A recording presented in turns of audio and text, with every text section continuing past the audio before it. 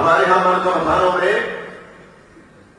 اور قصیدہ گزاروں میں کچھ مشکلات بڑھتی جا رہی ہیں. میں آپ اس اردو کے پڑھنے والوں سے اس مجلس کے توسط سے کہوں گا کہ کچھ بیماریاں ہیں جو پڑھنے والوں کو تنگ کر رہی ہیں. میں یہی کہوں گا ایک بیماری ہے جو پیسے کی لالچ کی بیماری ہے. دوسری بیماری ہے شہرت کی بیماری. تیسری بیماری ہے خود پسندی کی بیماری. مولا علی علیہ السلام نے ہمیں دستور زندگی عطا کیا ہے. جب کوئی تمہارے منہ پر تمہاری تعریف کرے تو اسے سننے کے فوراً بعد اپنے آپ سے کہو کہ یہ جو کچھ میرے بارے میں کہہ رہا ہے میں اس سے زیادہ اپنے آپ کو جانتا ہوں.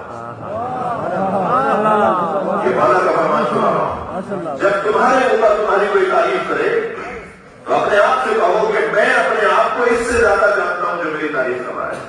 اور پھر اپنے آپ سے کہو کہ اور مجھ سے زیادہ میرا اللہ مجھے جانتا ہے.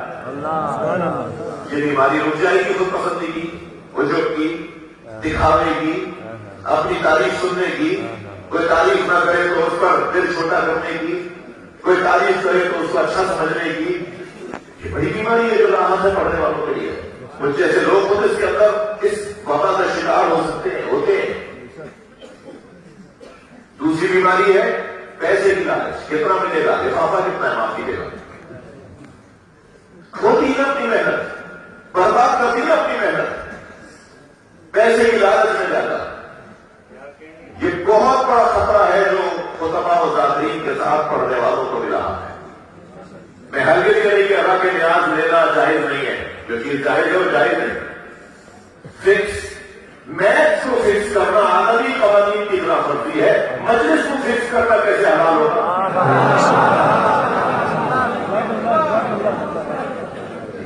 دنیا کے قوانین کے اندر سچائی کی بنیاد پر, درست کی بنیاد پر حتی کھیلنا بھی کھیل بھی اسے فکس نہیں کر سکتے.